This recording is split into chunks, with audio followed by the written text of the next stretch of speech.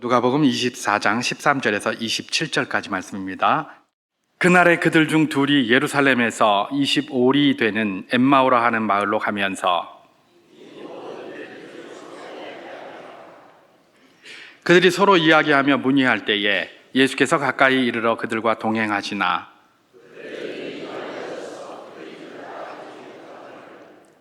예수께서 이르시되 너희가 길 가면서 서로 주고받고 하는 이야기가 무엇이냐 하시니 두 사람이 슬픈 빛을 띠고 머물러 서더라.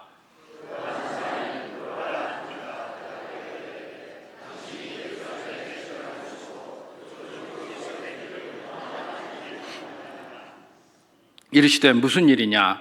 이르되 나사렛 예수의 일이니 그는 하나님과 모든 백성 앞에서 말과 일에 능하신 선지자이거늘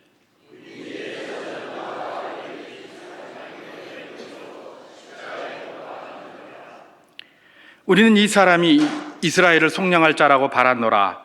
이뿐 아니라 이 일이 일어난 지가 사흘째요.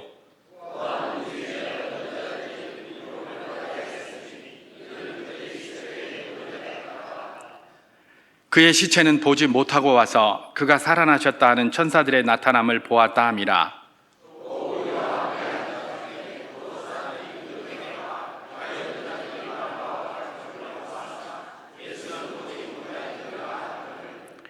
이르시되 미련하고 선지자들이 말한 모든 것을 마음에 더디 믿는 자들이여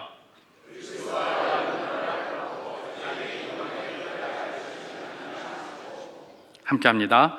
이에 모세와 모든 선지자의 글로 시작하여 모든 성경에 쓴 바 자기에게 관한 것을 자세히 설명하시니라. 아멘. 저는 오늘 메시지의 제목을 오늘 본문 16절에 나와 있는 그 문장을 그대로, 단어를 그대로 따서 한번 붙여보았습니다. 구가 눈이 가리어져서 라는 그것입니다. 눈과 관련된 부분을 좀 이렇게 묵상을 하면서 제가 이렇게 그대로 따다가 붙였는데요. 눈에 관해서 이렇게 묵상을 하다 보니까 이전에 제가 초등학교 다닐 때 이렇게 경험을 했던 일들이 하나 생각이 났습니다. 그게 어떤 경험이냐? 제가 이전에 초등학교 때 이 경북 영덕 거기에서 초등학교를 다녔습니다마는 여름방학이 딱 끝나고 학교를 갔습니다. 근데 아주 친한 친구, 또 같이 초등학생들이 다 친하겠죠. 다 친한 친구로 지내는 그 학생, 그 친구 가운데 하나가 눈이 상해 있는 겁니다. 한쪽 눈이.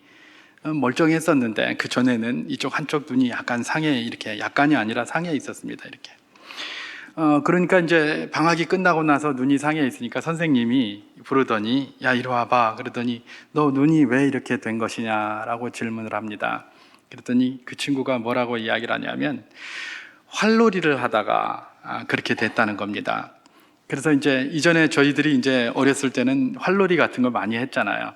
특히 이제 그쪽 지방에는 이제 어떻게 하냐면 이렇게 화살을 조그맣게 활을 조그맣게 만들고 화살을 이렇게 해서 앞을 깎아서 혹시 이제 이런 데 찔리고 이렇게 하면 또 다치고 이러면 안 되니까 그 감 있지 않습니까? 감이 이렇게 되면 바람이 불고 그러면 뚝뚝뚝 떨어집니다. 그 감 열매들이 조그만 것들. 그걸 주워다가 그 앞에다가 삐죽하게 되는 거기다가 감을 끼우고 이렇게 해서 화살놀이를 하고 활놀이를 하고 이렇게 했었는데 아마 그 꽂은 그 감이 잘못됐는지 어쨌든 그게 날라와서 눈알을 이렇게 찌른 겁니다. 그래서 눈이 하나가 이렇게 상하게 된 것이었죠.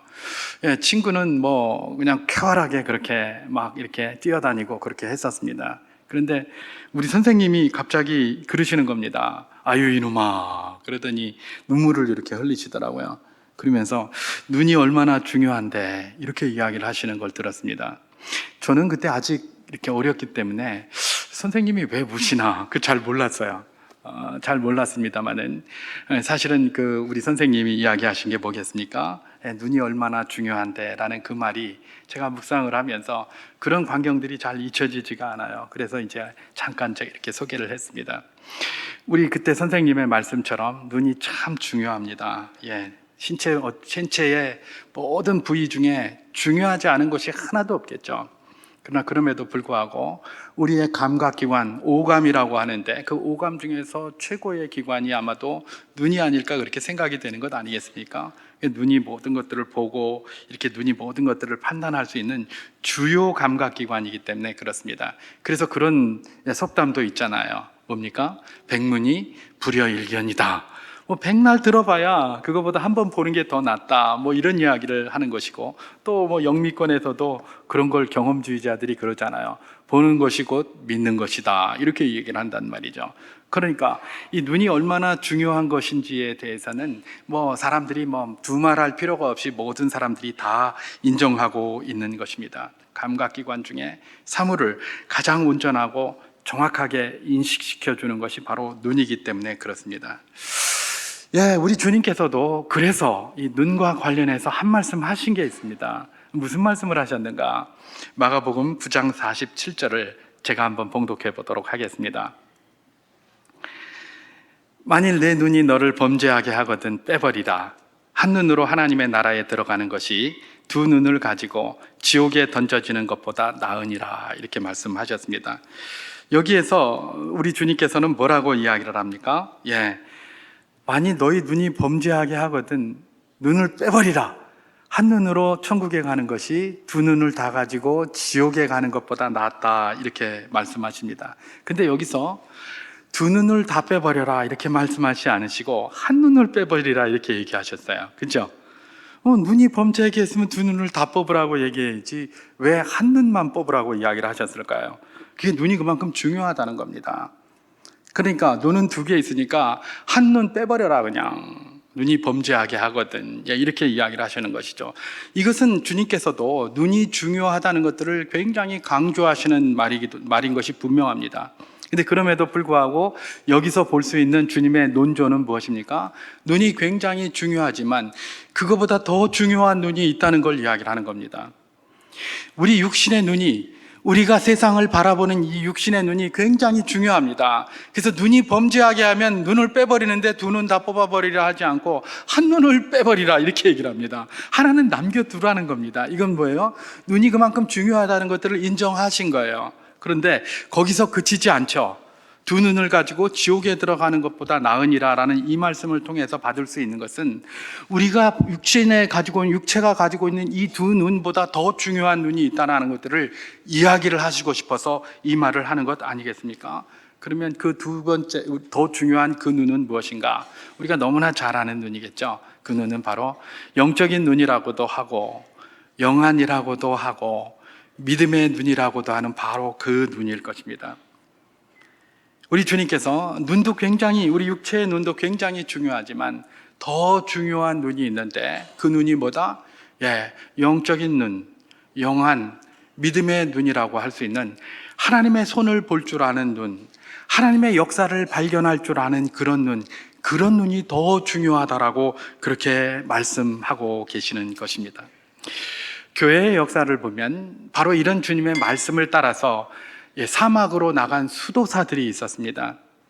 이 사람들은 하나님이 더 중요하다고 말씀하시는 그 믿음의 눈, 그 영적인 눈, 그 영안을 갖기 위해서 몸부림을 치면서 이 사막으로 나아갔는데요.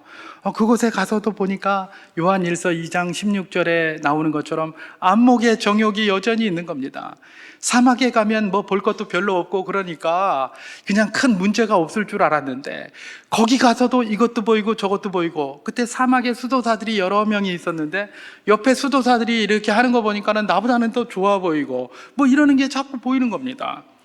그러니까 우리 주님께서 너는 믿음의 눈, 영적인 눈, 영안을 밝게 하라 이렇게 해서 나갔는데 오히려 나가서 수도하는 과정에서 주변을 보니까 여전히 또 분노가 일어나고 그냥 막 화가 치밀고 이런 게 많이 일어나니까 이분들이 어떻게 했다고요? 이건 믿음의 눈이 아니다. 믿음의 눈을 가져야 되겠다. 그래서 어떻게 했느냐? 그 사막에서 해를 계속 쳐다보는 겁니다. 그래서 어떻게 됩니까? 양쪽 눈이 다 멀어버리는 거죠. 한쪽 눈만 멀은 게 아니라 해를 쳐다봐서 양쪽 눈을 다 멀게 했던 사람들, 이 사람이 사막의 수도사들 가운데는 여럿이 있습니다. 이게 뭡니까?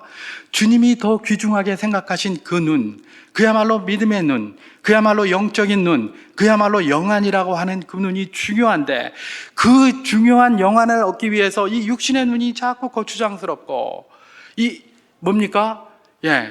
이 눈 안목의 정욕이라고 하는 옵달몬 에피티미아, 이 안목의 정욕이라는 것 때문에 날마다 스트레스 받고 이러니까 내가 차라리 이 눈을 없애버리고 주님이 주시는 믿음의 눈을 온전히 밟겠다라고 하면서 그렇게 했던 분들이 뭐다?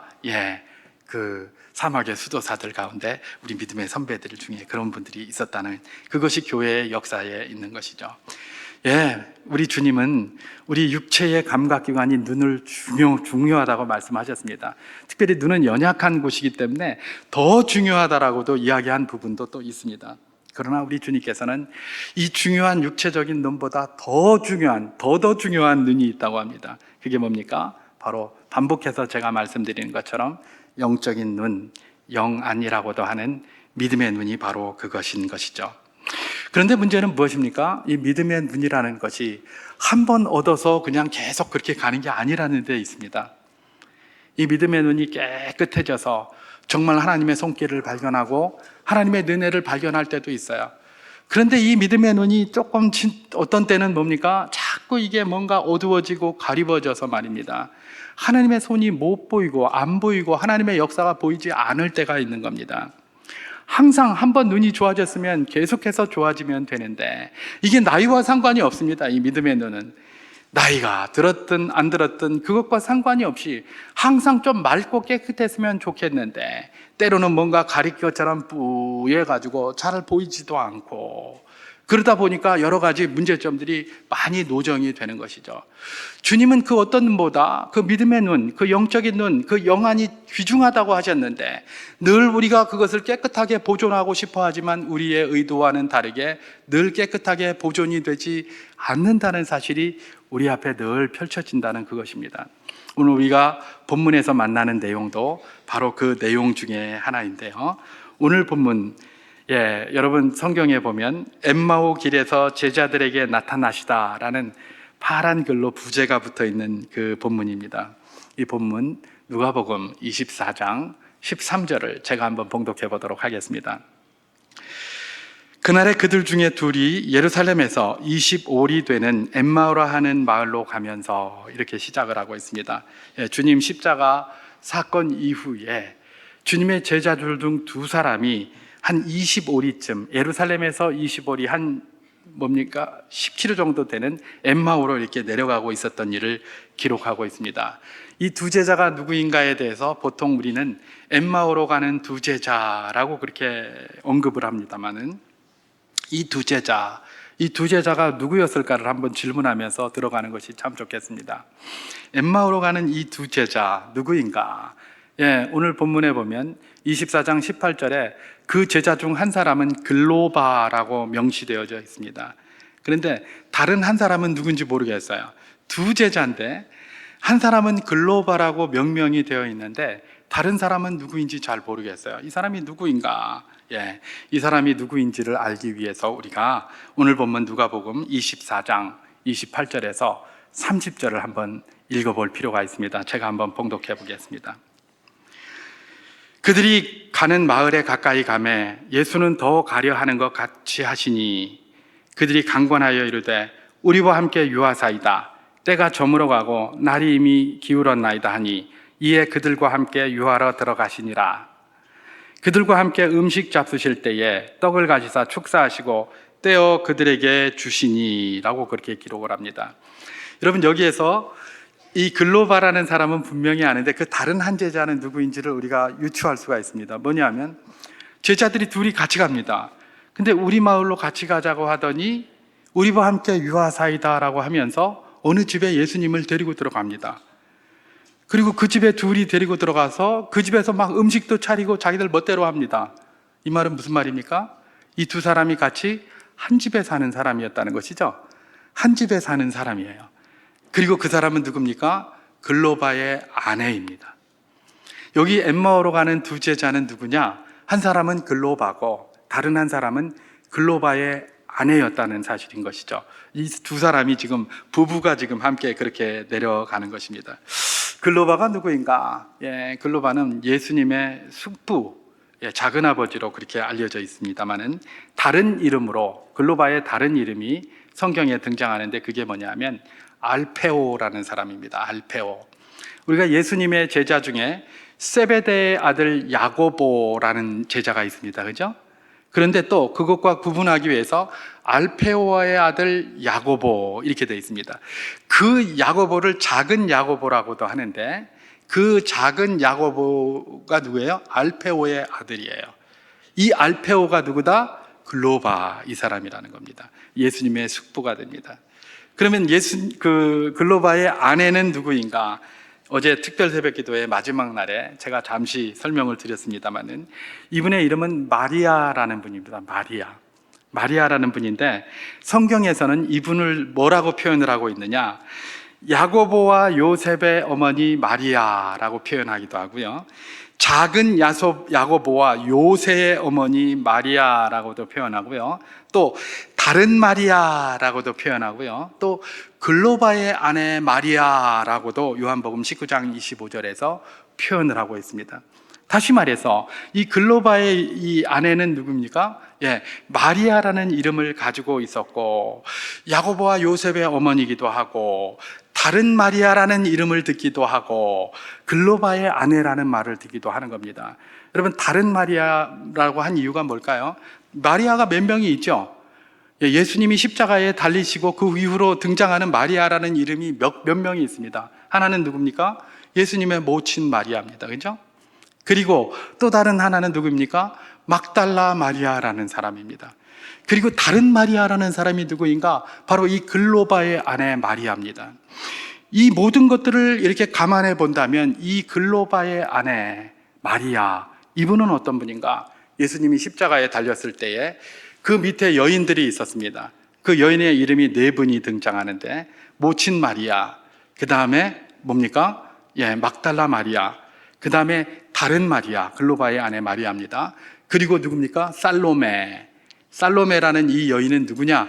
예수님의 이모예요. 이모. 그러니까 세베대의 아들 요한과 야고보의 어머니예요. 이 4여인만 거기 딱 앉아 있었던 거예요. 그리고 나중에 예수님께서 장사를 지내고 난 다음에 3일 후에 무덤을 찾아간 여인들이 있었습니다. 그 여인들 이름도 2명의 마리아가 나옵니다. 성경에 보면 그 중에 한 명은 막달라 마리아입니다. 그리고 또 다른 마리아 2명이 무덤을 찾아갔었어요. 근데 무덤에 탁 찾아가 보니까 무덤이 비어 있었습니다. 그죠? 그리고 무덤이 비어 있을 뿐만 아니라 거기에서 천사가 이렇게 있다가 너희가 왜 여기 와서 그를 찾느냐? 그는 다시 살아나셔서 갈릴리로 갔느니라. 이전에 너희가 예수님 살아계실 때 너희에게 말씀하지 않았느냐? 이렇게 얘기를 합니다. 그래가지고 이 2 마리아가 그 말을 듣고 나서 막달라 마리아는 바로 제자들에게 뛰어가서 베드로에게 그걸 이야기를 합니다. 그러니까 베드로가 그 말을 듣고 쫓아가가지고 무덤에 가서 보니까 진짜 없어요. 그걸 확인해요.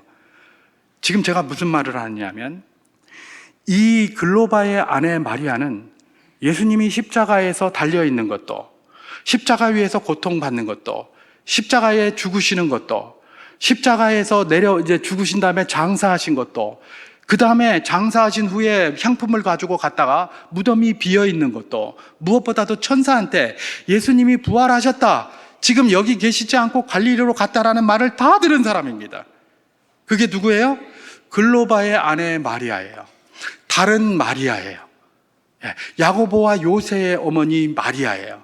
이분은 특별하게 숙모님이신데, 예수님의 숙모인데 특별하게 주님의 고난과 십자가와 고난과 죽음과 장례와 또 그 다음에 그 무덤이 비어있는 것과 그 다음에 천사들에게 그 모든 것들 부활의 소식까지 다 들은 사람이에요. 다 들은 사람이에요. 근데 문제는 뭡니까? 지금 그 모든 것들을 다 경험한 이분이 자기 남편 글로바와 함께 어디로 가고 있습니까? 엠마오로 내려가고 있는 겁니다. 경험을 안 했으면 몰라요. 남이 그런 얘기를 했으면 주워 듣고 그랬을 수도 있어요. 그런데 지금 그걸 다 목격하고도 남편하고 둘이 지금 자기 집 찾아서 내려가는 겁니다. 지금까지 제자 활동 열심히 하다가 이제 다 알면서도 다 들어놓고도 그걸 가지고 그렇게 내려가는 겁니다. 남편과 함께 엠마오로 내려가면서 절망의 소리를 하고 있는 것이죠. 그러니까 이들과 동행하신 우리 주님께서 뭐라고 얘기를 하십니까? 누가복음 24장 17절에 보면 서로 무슨 말 하느냐 이렇게 얘기를 합니다. 그랬더니 24장 17절에서 슬픈 빛을 띠고 이들이 서 있었다, 그렇게 얘기를 합니다. 여기서 슬픈 빛을 띠고 이 사람들이 서 있었다, 이 말을 통해서 이 주님께서 돌아가신 것 때문에 슬퍼해서 슬픈 빛을 띠고 있었다라고 볼 수도 있습니다. 근데 저는 이거 보니까 이 슬픈 빛을 띠고 서 있었던 것은 오히려 이걸 질문하는 부활하신 예수님을 조롱하는 말입니다. 저게 슬픈 빛을 띄었다는 말이. 그 이유가 뭡니까? 제가 누가복음 24장 18절을 한번 봉독해 보도록 하겠습니다. 그 한 사람인 글로바라 하는 자가 대답하여 이르되 당신이 예루살렘에 체류하면서도 요즘 거기서 된 일을 혼자만 알지 못하느냐? 핀잔을 하고 있어요. 그죠? 너희가 무슨 말을 하고 있느냐? 그랬더니 이제 둘이 막 내려가면서 그러는데 너희에게 무슨 말을 하고 있냐? 예수님이, 부활하신 예수님이 옆에서 물으니까 알아보지도 못하고 말입니다.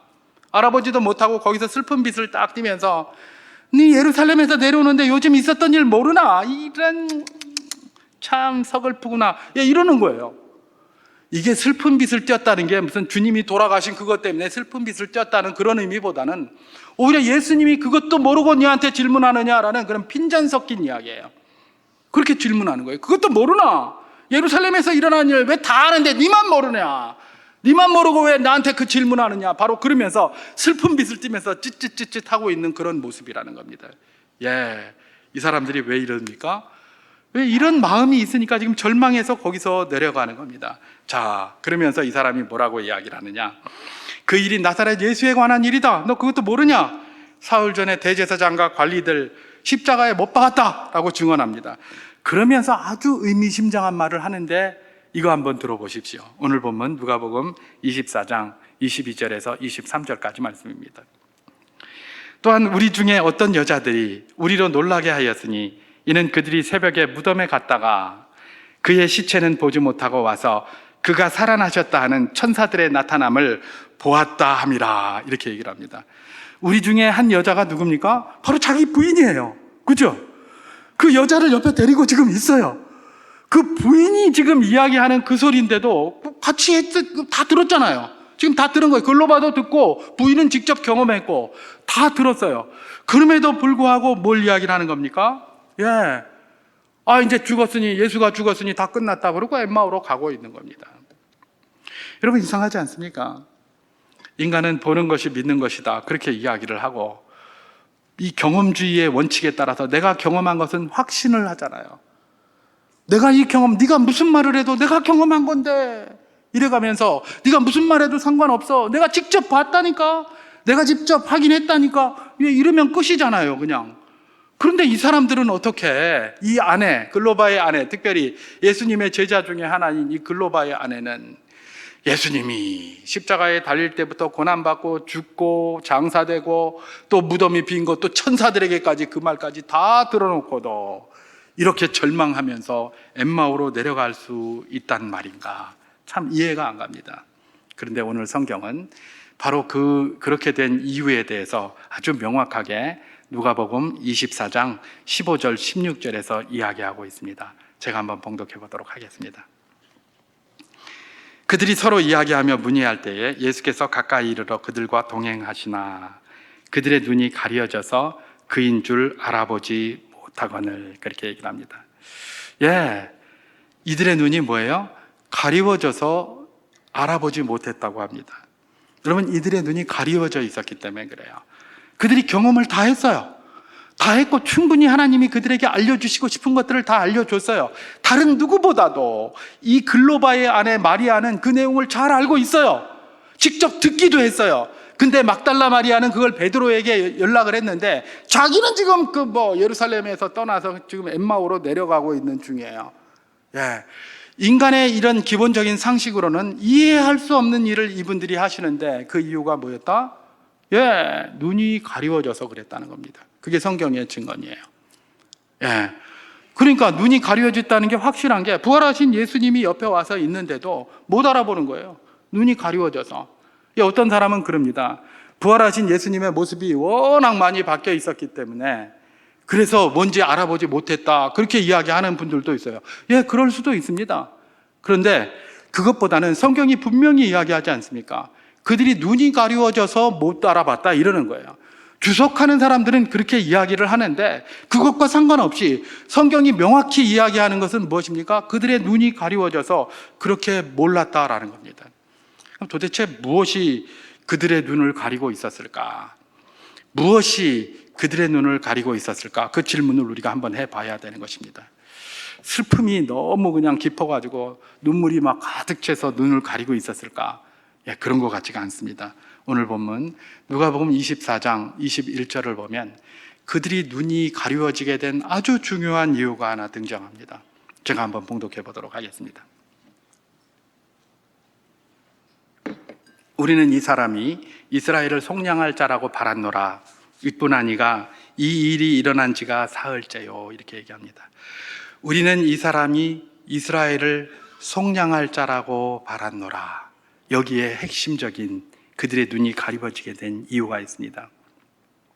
여러분, 이분들 이스라엘 사람들은 뭘 항상 배우고 뭘 항상 믿고 따랐습니까? 메시아가 올 것이다. 그런데 그 메시아는 철장으로 이 모든 이방인들을 쫓아내고 다시 다윗의 왕조를 세우고 견고한 다윗의 왕조를 이끌어 가실 것이다.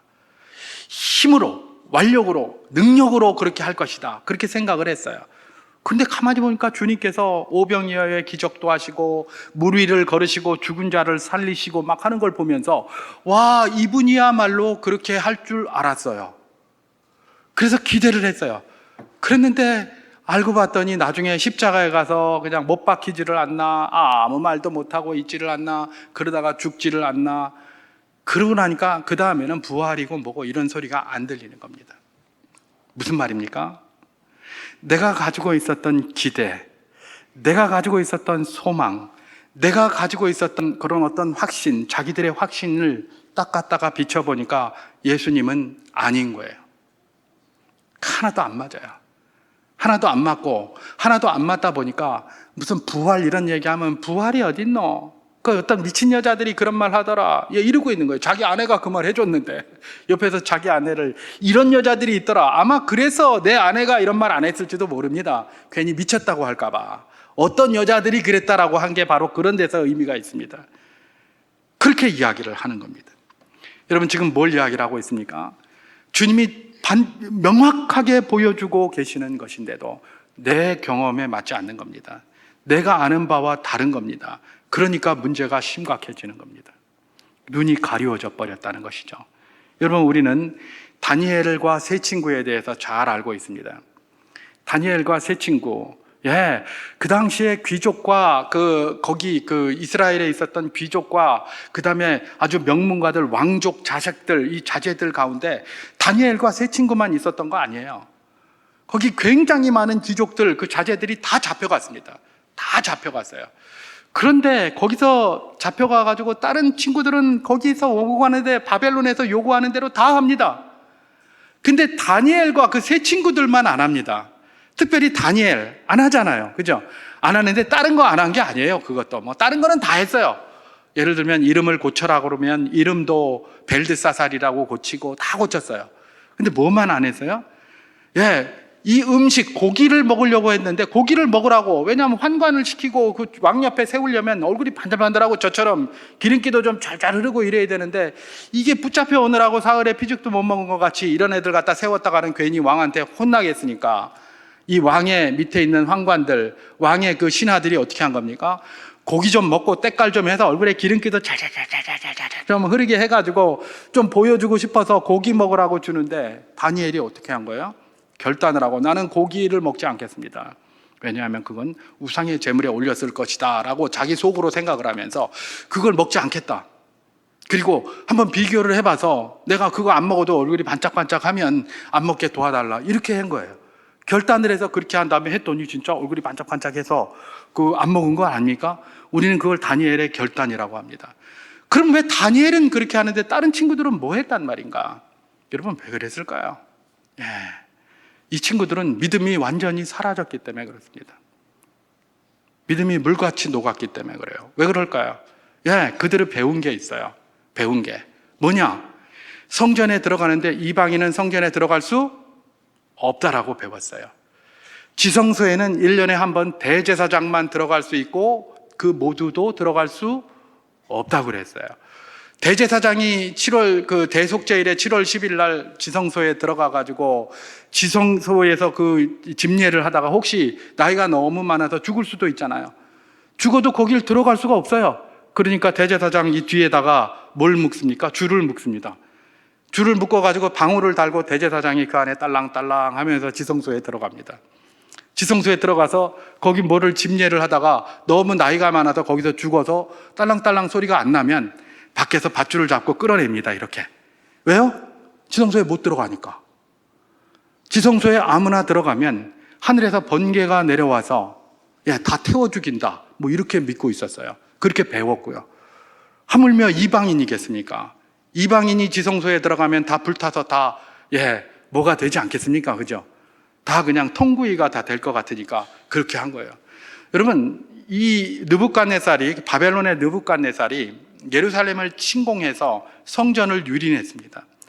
성전을 유린할 때에 아마 이 이스라엘의 많은 사람들은 기다리고 있었을 겁니다. 이전에 제가 군대에 있을 때 크레모아라는 그런 그 폭탄이 하나 있습니다. 그 크레모아가 이런 각도로 해서 막 월남전에서 굉장히 사람을 많이 죽였다 이래가지고 그러는데, 크레모아가 그 영향력을 미치는 거리가 있습니다. 그러면 스위치 딱 들고 있다가 그 거리까지 오기를 기다리는 거예요. 딱 왔다 그러면 그냥 왔구나 하면서 탁 누르면 크레모아가 팍 해서 다 그 앞에 입마 살상을 하는 것이죠. 그게 이제 크레모아라는 건데, 마찬가지로 예수님이 지성소에 이렇게 있을 때 느부갓네살이 막 오더니 예루살렘 가서 백성들을 죽이고 사람들을 잡아가고 막 그러는 겁니다. 그때까지는 힘들었습니다. 그랬는데 갑자기 이 친구들이 어디로 가는 겁니까? 성소로 가는 겁니다. 성전으로 딱 가니까 잘 됐다. 저것들이 어떻게 하나 보자. 왜요? 이방인이 성전에 들어가고 그러면 하늘에서 번개가 나와서 다 타 죽을 것이다라고 생각을 했는데, 보니까 이 느부갓네살이 군합발 신고 어디로 가는 겁니까? 성전으로 쑥 들어가는 겁니다. 아무 문제가 없어요. 그랬는데 또 지성소도 쑥 들어가더니 꽉 제치더니 지성소에 있는 거 다 빼가는 겁니다. 그래도 번개는커녕 아무것도 안 내리는 겁니다. 그러니까 어떻게 됐을까요? 하나님은 없다. 하나님은 없다. 이렇게 된 겁니다. 하나님이 계셨다면 저런 일이 일어나지 않는다. 저런 일이 일어나지 않는데 저렇게 되는 거 보니까 하나님은 없다. 완전히 믿음이 물같이 녹았습니다. 그리고 바벨론으로 귀족들이 붙잡혀 간 겁니다. 귀족의 자제들, 아직 혈기청청한 그런 사람들이 가서 뭘 했겠습니까? 신앙이고 뭐고 믿음이고 뭐고 다 없어진 거예요. 그런데 그 와중에도 다니엘과 세 친구는 견고하게 그 믿음을 지키고 있었던 것이죠. 여러분, 이 사람들은 뭐예요? 하나님이 뜻이 이 이스라엘의 이런 어떤 잘못된 일 때문에 하나님이 그들에게 허용하셨다는 것들을 인정하지 않는 겁니다. 그걸 허용하신 게 하나님의 뜻이었어요. 그래서 느부갓네살이 가서 징계의 막대기, 징계의 책찍으로 거기서 들어갔는데 자기들은 모르는 거예요. 왜요? 배운 게 있으니까. 이전에 이렇게 하면 다 번개가 나와서 다 죽인다라고 배웠으니까 그걸 가지고 하나님의 뜻을 완전히 뒤덮어버린 것이죠. 선지자들이 아무리 이야기해도 소용없습니다. 아무리 이야기해도 안 들어요. 안 들어요. 왜요? 내가 배운 게 있는데, 내가 아는 게 있는데, 내가 경험한 게 있는데. 여러분, 예수님의 제자들은 어떻습니까? 누가 크냐를 가지고 맨날 싸웠습니다. 우리 주님께서 뭐라고 얘기를 하셨습니까? 이 세상에서는 누가 크냐 그러지만 하나님의 나라에서는 그런 거 아니야. 섬기는 자가 제일 큰 자야. 이러면서 친히 발까지 씻어 주셨잖아요. 그럼에도 불구하고 제자들의 눈에는 그게 안 보입니다. 귀에는 안 들려요. 그러니까 맨날 그냥 가져서 누가 크네. 하나님이 아무리 말씀을 하셔도 들리지가 않는다는 겁니다. 뭐예요? 자기가 가지고 있는 자기 확신들, 자기 경험들에 대한 확신이 너무나 크기 때문에 그렇습니다. 그것들이 다 눈을 가렸다라는 것들을. 그러니까 하나님도 자기가 기대하고 자기가 경험한 방식으로 역사해야 그게 보여요. 그렇지 않으면 이게 하나님의 역사인지 아닌지 안 보여요. 그런 거예요. 그 무학대사하고 이방원이 했다는 말, 그게 똑같은 그런 내용 아닙니까? 돼지 눈에는 돼지만 보이고 부처 눈에는 부처만 보인다. 늘 자기가 생각하는 방식대로 모든 것들을 보는 거예요. 여러분, 우리나라에서도 그런 말 많이 하는 소리 아마 여러분도 한두 번씩 들어보셨을 텐데, 말씀이다 그러면 무슨 말씀이 있다고 그러죠? 레마의 말씀이 있고 로고스의 말씀이 있다. 우리는 레마의 말씀을 들어야 한다. 그런 이야기를 합니다. 여러분 속지 마십시오. 하나님의 말씀이면 말씀이지 무슨 레마의 말씀이고 무슨 로고스의 말씀입니까? 폴 틸리라는 사람이 그런 말을 했는데요. 이게 뭐냐 하면 레마의 말씀이 뭐냐? 하나님의 말씀이 있는데 그게 내 마음을 치고 나에게 감동을 주는 그게 하나님 레마의 말씀이다 이러는 거예요. 그러면 다른 말씀은 하나님 말씀 아닙니까? 하나님의 말씀이 내가 받은 은혜로다가 평가되는 겁니까? 내 경험이나 내 이성이 하나님의 말씀인지 아닌지 평가합니까? 아니라고 말을 하면서 왜 레마의 말씀 이야기하고 아니라고 말하면서 왜 로고스의 말씀을 이야기를 합니까? 아닙니까? 내가 하나님의 말씀 평가하는 기준입니까? 아닙니다. 나하고는 전혀 상관이 없습니다. 하나님의 말씀은 모든 것이 하나님의 말씀인지 믿으시기 바랍니다. 그 하나님의 말씀에 내 경험이 비춰져야 되는데 내 경험이 안경이 돼가지고 하나님의 말씀을 내가 재단하고 있는 겁니다. 내가 판단하고 있는 거예요. 이게 바로 눈이 가리워진 이 사람들의 특징이라는 것입니다. 레마의 말씀이 어디 있습니까? 다 하나님의 말씀이지. 누가 레마의 말씀 따르면 지가 판단 기준입니까? 그런 엉터리 같은 이야기들이 너무나 많이 있기 때문에 그게 다 눈이 가려졌습니다. 눈이 가리워져가지고 하나님의 말씀이 말씀대로 보이지를 않는 거예요. 그러니까 예수는 부활했다라고 이야기를 하는데 주님의 부활에 대해서는 말도 안 되는 소리인 거예요. 다 눈으로 봐놓고도 이거 내가 알고 있는 것과 달라. 이거 그러니까 뭐가 나오는 겁니까? 그런 데서부터 예수 시체 도난설, 기절설. 왜냐하면 예수님이 다른 사람보다 빨리 숨을 거두셨잖아요. 그러니까 기절했다. 뭐 이런 쓸데없는 이상한 말들이 막 나오게 되는 겁니다. 여러분, 우리 주님 부활하셨습니다. 우리 주님 부활하셨다는 것들에 흔들림이 없는 복된 분들 다 될 수 있기를 주님의 이름으로 축원합니다. 이게 말이 되나? 예, 말이 안 됩니다. 사람한테는 말이 안 되지만 사람이 할 수 없는 것을 하나님이 하시는 줄 믿습니다. 우리는 그런 믿음으로 살아가는 것입니다. 우리가 가지고 있는 경험들, 우리가 가지고 있는 지식들이 날마다 우리 눈을 가려서 하나님의 말씀을 하나님의 말씀대로 못 이해하고 못되게 만드는 것이 없는지, 이런 부활주일에 우리는 다시 한번 그것을 기억해 보아야 할 것입니다. 예, 주님의 나라는 이 믿음의 눈이 있는 자, 영적인 눈이 있는 자, 영안이 있는 자가 볼 수 있는 나라입니다. 우리 주님은 그걸 원하세요. 우리가 그걸 볼 수 있기를 원하십니다. 그런데 그것이 늘 보여주는 게 아니라 순간순간 안 보이고 순간순간 흐려지고 막 이렇게 되는 거예요. 이렇게 되니까 우리 주님께서 특별히 이 제자들에게 뭐라고 이야기를 하십니까? 오늘 본문 누가복음 24장 25절을 봉독하겠습니다. 이르시되 미련하고 선지자들이 말한 모든 것을 마음에 더디 있는 자들이여. 이 엠마오로 가는 두 자제들에게 뭐라고 얘기를 하시냐? 이 미련하고 선지자들이 말한 모든 것을 더디 믿는 자들이요. 그렇게 얘기를 합니다. 눈이 가려져가지고 주님도 못 쳐다보고 그가 우리를 속량하실 줄 알았더라. 그런데 십자가에 죽었다. 누가 부활했다고 하는데 그게 말이 되나? 이러고 있으니까 선지자들이 말한 모든 것을 더디 믿는 이 미련한 자들이요. 너희 눈이 가려져서 그렇다. 눈 좀 똑바로 떠라. 부활에 대한 말도 들었고 그것을 천사가 전하는 것까지 다 들어놓고 자기들이 봤다고 해놓고도 그렇게 한다는 이유는 뭐다? 네 눈이 가려져서. 뭐 때문에? 자기 기대와 자기 소망에 가려졌어요. 그래서 제대로 못 보는 겁니다. 여러분, 우리도 우리 기대가 너무 크고 소망이 너무 크면 기대로 산 하나님을 보고 소망으로 하나님을 봅니다. 기대대로 안 되면 하나님도 없고요, 소망대로 안 되면 하나님도 보이지도 않아요. 그게 인생의 연약함이고 그런 것들이 날마다 우리의 눈을 가립니다. 어떻게 해야 할 것인가? 그 눈 가려진 것을 벗기는 방법을 오늘 본문에서 여전히 이야기해 주고 계시는데, 누가복음 24장 30절에서 31절 말씀을 제가 한번 봉독해 보도록 하겠습니다. 그들이 함께 음식 잡수실 때에 떡을 가지사 축사하시고 떼어 그들에게 주시니 그들의 눈이 밝아져 그인 줄 알아보더니 예수는 그들에게 보이지 아니하시는지라. 그렇게 얘기를 합니다. 음식을 잡수실 때에 떡을 가지사 축사하셨다, 축복기도 하셨다는 것이죠. 축복기도 하실 때에 그들이 눈이 밝아져서 드디어 예수님을 알아봤는데 예수님이 그냥 호련히 사라지신 거예요. 그 이야기를 하는 겁니다. 예, 떡을 가지사 축복기도 하실 때, 축사하실 때 그들의 눈이 밝아졌다, 이렇게 얘기를 합니다. 오늘 본문 24장 32절도 한번 봉독해 보도록 하겠습니다. 그들이 서로 말하되 길에서 우리에게 말씀하시고 우리에게 성경을 풀어주실 때에 우리 속에서 마음이 뜨겁지 아니하더냐, 그렇게 얘기를 합니다. 이제 눈을 뜨고 예수님인지 알고 나서 자기들이 복기를 해보는 겁니다. 가만히 보니까 길에서 이렇게 올 때에 그분이 우리에게 성경을 풀어서 말씀해 주실 때 마음이 뜨겁지 아니하더냐, 이러는 거예요.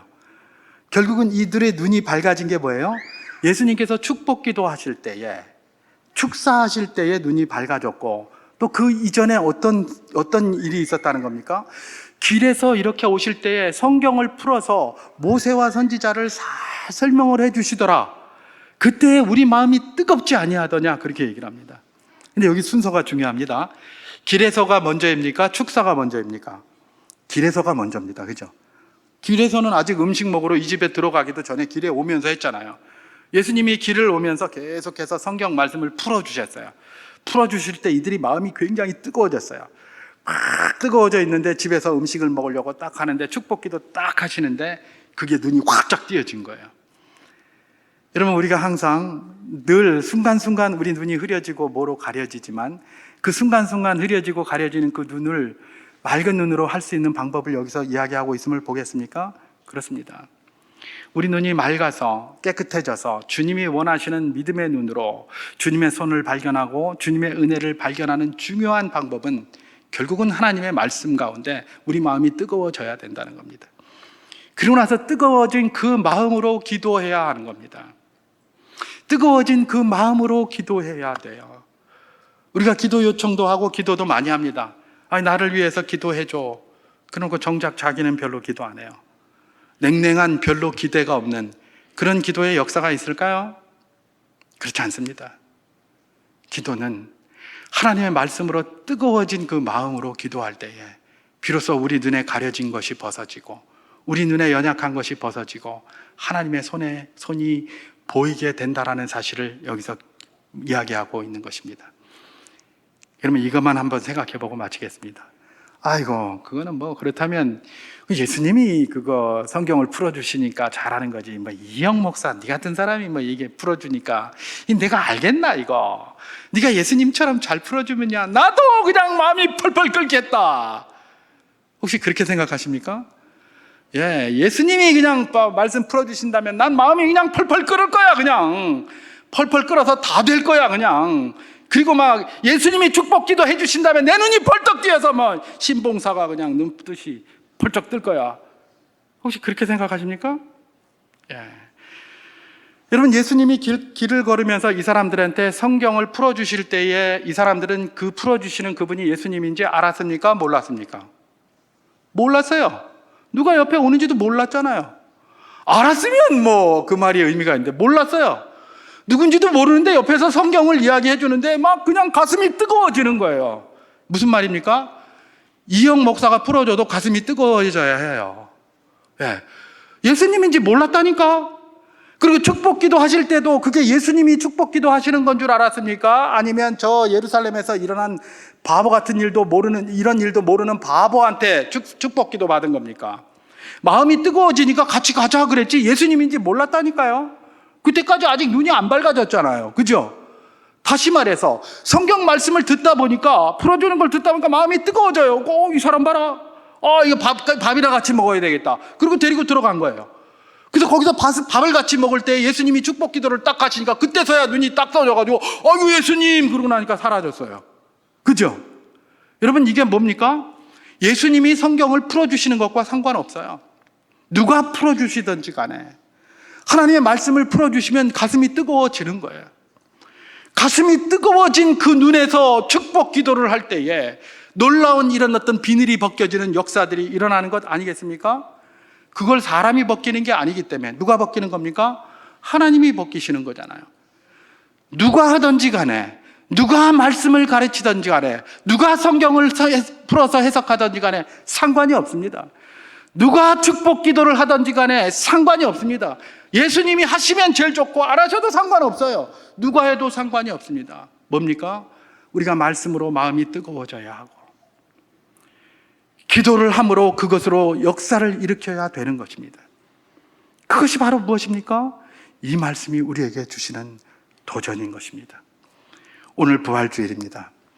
부활주일은 우리가 앞으로 다시 살아나는 그런 부활에 대한 기대와 소망을 우리에게 줍니다.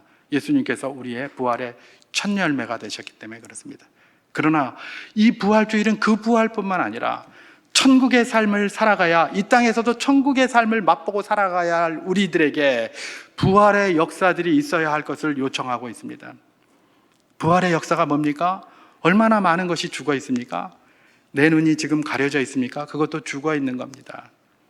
하나님을 보지 못하는 모든 것은 생명으로부터 차단된 겁니다. 내 눈이 하나님의 역사를 보지 못하고 있습니까? 죽어 있는 겁니다. 내 마음이 하나님의 은혜가 임하지 못하고 있습니까? 죽어 있는 겁니다. 하나님과 단절되어 있는 것은 다 죽어 있는 것이라고 성경이 이야기하지 않습니까? 그렇습니다. 우리가 이 죽어 있는 이 상태로부터 부활해야 함을 기억하면서 하나님 앞에 요청해야 할 것입니다. 주님, 가려져 있는 내 눈이 벗어지게 하여 주시옵소서. 식어져 버려 죽어 있는 내 이 마음이 다시금 뜨거워지는 부활의 역사를 체험케 하여 주시옵소서. 그렇게 할 때에 하나님이 우리 자신에게, 우리 가정에게, 또 교회에게, 또 우리 범사에, 이 모든 세상에 보여주시는 하나님의 손을 우리가 밝아진 눈으로 볼 수 있게 될 것입니다.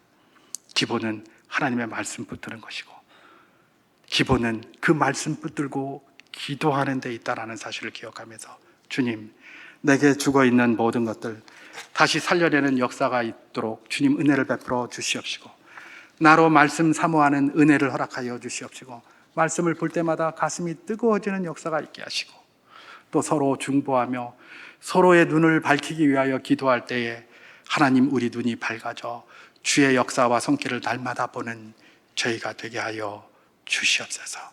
이렇게 기도하시는 복된 분들 다 될 수 있기를 우리 주님의 이름으로 축원합니다.